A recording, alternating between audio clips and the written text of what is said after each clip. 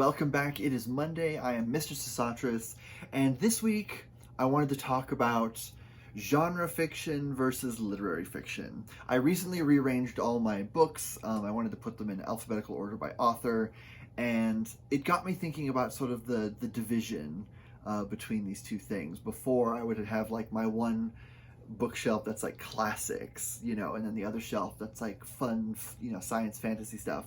But the lines between the two get really, really blurry. I remember in college, I had this one instructor who just really loved to bash genre fiction as sort of lowbrow and commercial and everyday and predictable, and kind of held it against, literary fiction, which is sort of elevated and poetic and meaningful. And that always kind of bothered me, because obviously, if you go to really extreme ends, you can see the differences. Like, for example, if you want just like a fun, breezy Harlequin romance novel, that's, on the genre side. And if you're reading something like Ulysses by James Joyce, that's very obviously kind of on the literary side, because it's so experimental and strange and mind-bendy. But when you get kind of in the middle of things, even just on the edges a little bit, they kind of blur together, and it's really hard to tell the difference. So I wanted to do a video talking about the differences, but also the similarities, and why there's not really a need to divide them, because oftentimes this division is very classicist. There's sort of this thing that if you read literary fiction, then you're sort of high class, and you're educated, and you have more important tastes.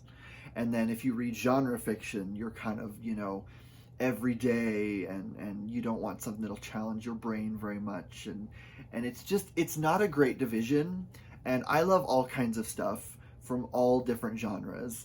And so it's something that I've kind of always had sort of as the saying goes, a bee in my bonnet about. And a few of my college friends, hello if you're watching, have had very similar discussions with me about this. So to start off, I'll define the one that's easy to define.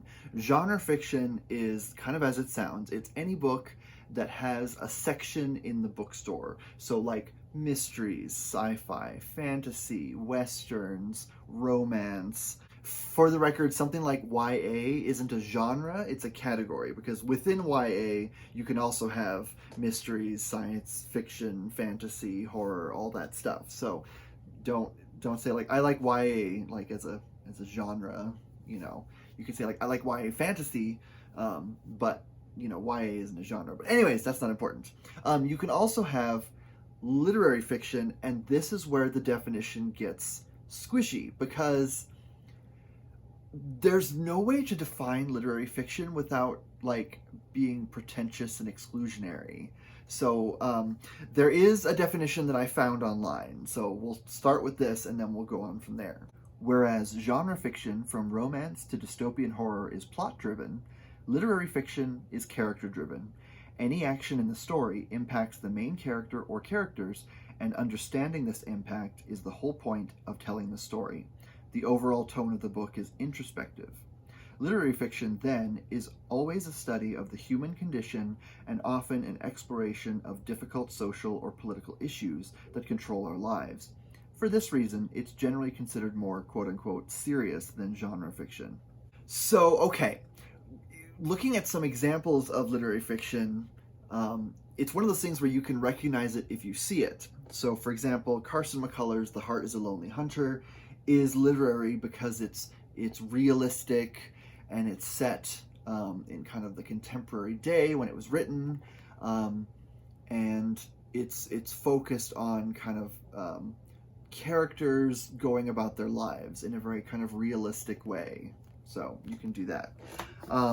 The Sound and the Fury by William Faulkner is literary because it's experimental, it plays with structure, it questions perspective and how perspective shapes reality. Each of the different sections is told from the point of view of a different character, and their viewpoint is reflected in the structure of the book. At one point, you know, the time jumps around because the character can't really focus on any one time, and so their mind jumps back and forth. And there's another one where punctuation disappears because a character's, losing control of his mind. And so this is literary because it's experimental and breaks rules. Okay. Alias Grace by Margaret Atwood is considered literary fiction because it's playing with form. There's lots of different kind of genres that show up in here, things like poetry and whatnot. Margaret Atwood's really good at that. And it takes a genre convention, the murder mystery, and kind of deconstructs it. And so it's not so much about solving the mystery and getting that payoff at the end. It's more about looking at how the situation affects the characters, and so it's very in their brains and their personal viewpoints of things. It's very muddy, it's very murky. There's no sort of satisfying conclusion. It just sort of asks questions and leaves it up to the reader. So you can say another aspect of literary fiction is it tends to be more ambiguous and tends to not have like cut and dry endings, either good or bad. It kind of leaves things up to the reader. So those are some examples, but even those examples sort of blurred the lines a little bit. Like I said, Alias Grace is a murder mystery. And so do you file it under murder mysteries, which is a genre, or do you file it under literary fiction because it's commenting on murder mysteries? So there's a lot of kind of unclear, blurry edges in defining what literary fiction is. Now, there are examples in genre fiction as well that confuse this further. For example, Carl Sagan's classic sci-fi novel Contact is very much literary. It asks questions about human nature, about faith, about evidence, how much evidence you need to believe in something, and it has kind of an ambiguous ending. It's not like an adventure story. It's very much an introspective character study of the main character and how her worldview is challenged by her encounter with this alien technology that she's discovered. So it's not just popcorn entertainment kind of thing like people would say. It is sci-fi, but it's very much literary. And so, does this count as literary fiction or as genre fiction? But the big question is this like, highbrow or lowbrow? And that's where things get murky, because I don't like class distinctions don't add a whole lot to one's understanding of something unless you're analyzing how it fits into kind of the cultural makeup of things. Another example is, this is a collection of books, but the book Age of Innocence by Edith Wharton. Now, this is very much a literary book, but it has a lot of the hallmarks of like soap operas and romance novels, and it's very much like a messy society romance set during the Gilded Age, early 20th century America. So think like Titanic, like the class stuff that's going on in there. And so you've got this complicated, messy romance, you've got the society gossip and everything. And this book is very much analyzed and studied, but you can also just read it as just like a juicy soap opera. Think Downton Abbey is the kind of thing I would think of. Downton Abbey is sort of one of those things where it feels kind of highbrow and fancy, and it does comment on society and class and such, but it's also just a fun soap opera. And so you can watch Downton Abbey and just enjoy it. And that's kind of, all you need to do.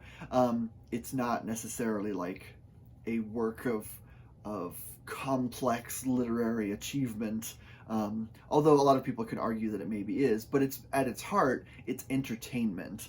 And so something like Age of Innocence, you can read it as entertainment, and it is very entertaining and fun, and it's funny, and it's got, lots of social messy drama and all that kind of stuff, but it is considered literary. So again, Where's the line? And there are other books, of course, that blur these lines as well.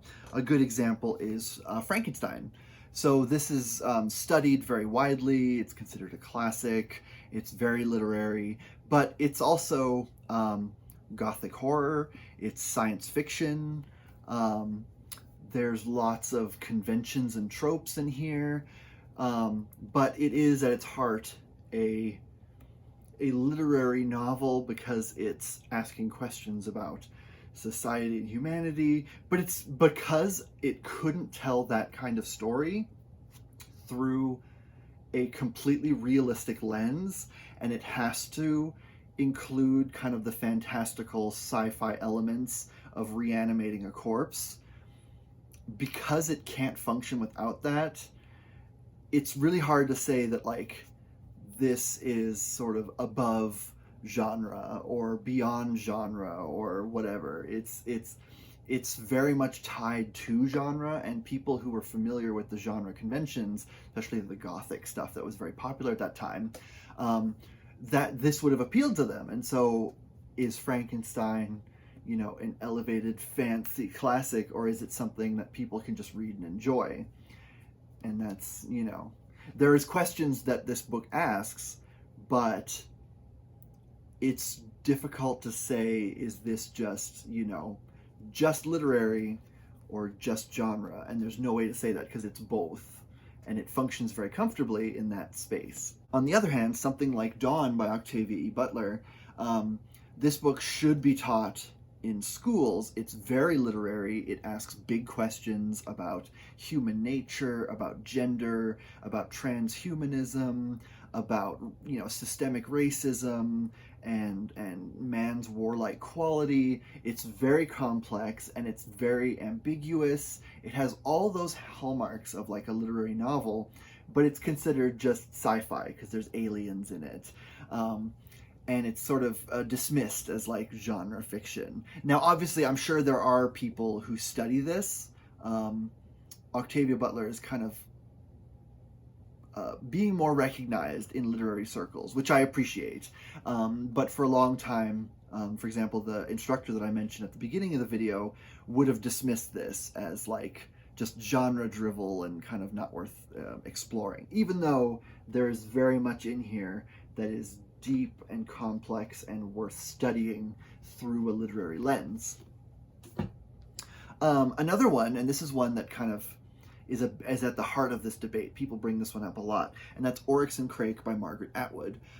This is a dystopian sci-fi novel where most of humanity is killed in a plague that gets away from, you know, genetic engineering lab and stuff, and then Earth is kind of populated with this mix of like surviving humans and genetically engineered creatures and genetically engineered people, and it kind of looks at the morals of all of that, but also looks at kind of human nature as it progresses. Now, this is considered literary and it is studied. Margaret Atwood is pretty widely praised for this. In college, I had a really fairly serious professor who was very like all literature all the time, no genre, anything, and they wrote a really good literary study that was published in a journal actually about this series. So it's interesting. Now, I mean, a big difference when you hold these two up next to each other. There's kind of an obvious difference, and I can see why one of them is maybe having a harder time getting respected, but I won't say it because it's pretty obvious. But when it comes to something like this is very literary, but it's very steeped in like genre. So there's dystopian, there's horror elements. This book is very disturbing in parts.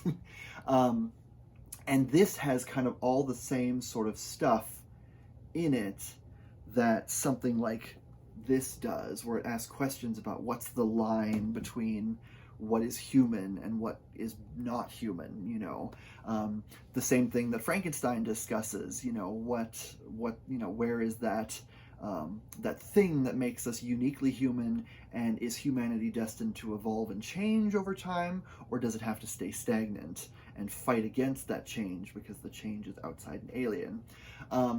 And so this is very much literary, but it can't exist without all those genre conventions. It is still a dystopian book. And there's 2 other books in the series, and they're good. They're kind of odd, and they're a little meandering, but it's one of those things where when you get to the end of the trilogy, you're left with all these big, huge questions, and then pondering the questions is sort of what you get out of it. So it kind of does things to your brain. So, Oryx and Crake, Margaret Atwood, it is considered literary, but it is also very much genre. And a lot of times when people say, oh, genre fiction isn't worth studying, many people will bring up this book because they know that it's widely studied and analyzed. So that's something else. Another one, and I have to mention this because it's a big favorite of mine, and that's The Fifth Season by N.K. Jemisin. Again, this is very literary. It plays with writing conventions in the same way that something like The Sound and the Fury does. You've got different perspectives, 3 different narrators. One is first person, one's second person, one's third person. And so each different kind of narration allows the reader to interact with this character in a different way. And it's so good. It's really complex. The world building is complicated, and in such a way that it asks you to kind of analyze things. It doesn't just spoon feed you kind of an easy adventure story. It very much is all about what's going on in the characters' minds, what is going on with the world, how people react to the different kinds of things that they encounter in this world, different kinds of people, natural disasters, stuff like that. So it's very much literary, and I really, really, really, really hope that this book gets the same kind of attention in literary circles that this book does. Now, there is another difference, very similar to the Octavia Butler example. Have you noticed it yet?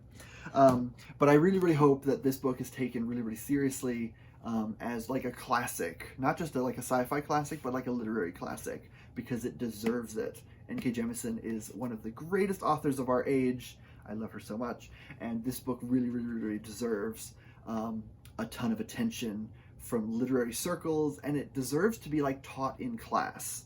Like, this would be such a fun book to go through a class with and just like read their reactions to things and discuss the themes that it brings up. Like, there's lots of really, really cool stuff to be found in here. This is also part of a trilogy, and the trilogy is wonderful. I loved it so much. So I bet your question at this point is, okay, but you've cherry-picked a lot of these books, and they're all sort of heightened, complex books anyways. So what about just fun popcorn books, that everyone can read? My answer is you can absolutely analyze those as well. Dr. Seuss has a couple stories that you could absolutely analyze in a literary setting, in a scholarly form, looking at themes and even just playing with language, looking at how it deconstructs language in the same way that someone like Shakespeare did. Someone like Tom Clancy, who I do love, you could analyze any one of his books, especially the Jack Ryan books, which are my favorite. You can very much analyze these as exploring sort of the myth of America as seen through the eyes of like the 80s Reagan era. This one I think was written after that, but like, even though it's just like, it's a military thriller and all that, it's just a fun adventure thing, you can still analyze this. It's complex enough that you can analyze kind of the version of America that Tom Clancy sort of creates, and it's not tied necessarily to reality.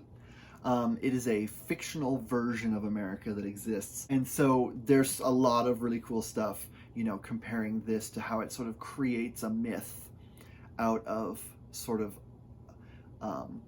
like nationalism and all that kind of stuff. There's lots of stuff that you can do with these, regardless of how you feel about kind of their political beliefs. Because I don't necessarily like, Tom Clancy tends to be very conservative, and his books represent sort of a Republican ideal of what kind of American is. And so it's really interesting to observe that and to deconstruct it and critique it kind of from the outside, because it's not necessarily my own viewpoint, but there's still a lot of interesting stuff to explore in there, in terms of like myth making, because that's a big thing in the US. Another one, so Michael Crichton, he writes techno thrillers. This one is a time travel book. You could very much analyze this one in terms of Jean Baudrillard's concept of the simulacra. There's a scene early on where this person who's invented time travel, of course, he's a big, evil capitalist, and he wants to commercialize the past and like send tourists to like famous moments in history, so they can observe history, kind of thing, and make money off of it. And he realizes that a lot of these like heroic, mythologized elements of the past are just kind of normal and boring. Washington crossing the Delaware, I think at one point, is a scene that they talk about, and it's not very exciting, it's not very heroic, they just look like normal people. And he's disappointed because he wanted to capitalize on the past, and he wanted to sell the past to tourists, and he's upset that the past is just normal, just like today. There's nothing really magical or fascinating about it. And so, of course, then people get caught in the past. But like, you could analyze the kind of the same way that with Tom Clancy, you could analyze sort of how people create a version of things that isn't real, but it feels real, like it's treated as real to them. And so when they're faced with the reality of it, it kind of falls apart. So there's definitely literary stuff you could do. And I think I did actually write an essay about this early on in college. It was a terrible essay, but I wrote it. And so, you can still study this kind of stuff. Even something like Nora Roberts. Now, I love Nora Roberts. Shut up. No judgment. Even something like this, you could analyze this in terms of like its depiction of gender division and relationships and like how they're set up, because there's like 3 sets of couples, and each book in the trilogy, each of the couples gets together, kind of thing, and they're facing like some magical thing. It's a great book. I love it. There's still depth, and there's still stuff you can do, even though it's just a fun book. And most of the time I just read this just for fun escapism, because it's fluffy and it's a lot of fun. But there is still stuff in here that you can analyze and you can treat in a serious literary fashion. So there really is no division between like literary and genre fiction. You can analyze anything, and you can analyze, even if you're analyzing the cultural impact of a certain book. So recently the book Fourth Wing just came out, and it's really, really popular. You can analyze how that book is being perceived by people on social media. You can look at it as a cultural element. You can look at it through the lens of meme theory, memes, M-E-M-E, which was created by Richard Dawkins, of all people, in his book The Selfish Gene.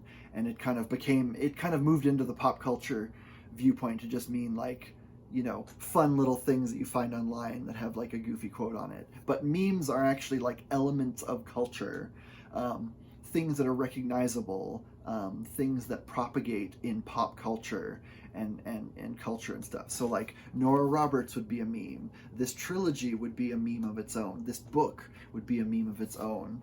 And you can see which things are passed on and which things move through culture and stay relevant. Certain older TV shows, for example, have kind of remained popular and relevant, and others have kind of faded away. So for example, a show like Friends, I think, is still talked about and is still discussed, even if people are just discussing how certain elements of the humor haven't aged well. But Friends, I think, has sort of endured in pop culture. Another example would be something like Ally McBeal. When that show came out, it was huge, it was massive, but no one really talks about it anymore. But if I mention something like The Dancing Baby, a lot of people are going to be like, oh, I remember that. And so like Ally McBeal, the meme that survived from that is this image of this CGI dancing baby, whereas something like Friends, there's lots of memes that have held on from that. Things like quotes, things like favorite episodes, things like favorite moments, I got off the plane, everyone kind of knows what that is. So no matter what it is, it can be analyzed and studied in a scholarly way. So I don't think saying certain books are like low class and other books are high class is productive in any way, because everything is worthwhile in its own way, and everything is worth kind of being studied, even if it's being studied as something negative. I would love to see more stuff talking about like the white supremacist elements in Gone with the Wind. Gone with the Wind, when it was written, that wasn't really a concept, but it's very much, again, the mythologizing of America. It's creating a version of events that didn't reflect reality, and it's passing that off as true, as realistic. And so you can analyze Gone with the Wind, even though it's up to you if you want to read it, but like a lot of people are going to be like, this book is offensive, I don't want to read it. But you can still study it and look at how it, like the relationship that book has with white supremacy and kind of the fictions that hold up white supremacy a lot of the time. So when you're talking about literary fiction, I feel like people are just saying they like boring stuff. Like, I do say I like literary fiction, but I don't see kind of a difference between like the literary stuff and the fun stuff. So, I just read Madeline Miller's Circe. I just finished that yesterday, and I absolutely loved it. That book is very much literary. It's diving into the kind of Western mythology in like the Odyssey and the Iliad, and there's a lot in there that's sort of tied into our Western culture as a whole. But it's also just a really interesting book, but it's, it makes you think, but it's also fun, and I wouldn't classify it as just literary or just genre, because it's kind of neither. It's just a book, and it's a good book, and there's that. If you really want a division of how to classify books, I would say look at books that are enduringly popular versus books that have not remained popular. And I think that is a more constructive way of looking at it. There's certain books that just aren't really read that much, aren't studied, aren't talked about. For example, a good one is The Wonderful Wizard of Oz by L. Frank Baum. So the movie is very much relevant and important to the pop culture, and that is continuously, relevant and meaningful. But the book, the original book, has kind of faded away a little bit. There's elements of the book that people don't really remember right away. There's nothing iconic in the book that stuck around. Things like in the book, she wears silver shoes, and Glinda isn't the Good Witch of the North, she's the Good Witch of the South, and the Good Witch of the North that she meets at the beginning is a different person. There's also like the 3 incarnations of the wizard that they meet. They meet, like, one of them is like a ball of fire, one is like a beautiful woman, and I think one is a giant head, and I think there's a 4th one, but I can't remember what it is. That's terrible. But anyway, the book itself has kind of fallen out of popularity. No one really reads it unless they're specifically studying it as a precursor to like the movie and to Wicked and to all the other forms of media that are based around The Wizard of Oz. And so if you want to divide books in any way, look at things that are popular and people still want to talk about, and books that have kind of faded away. This was kind of rambly. I hope that made sense. But when you're talking about genre fiction versus literary fiction, a lot of times it's just a classicist division. It's a class division, and it's mostly just used to make people feel bad about what they want to read. And it's not really a constructive division at all. So read what you want, enjoy what you want, study what you want if you want, and just kind of go on with that and don't listen to what anyone says. So with that, I will say goodbye, and I will see you next week. Bye.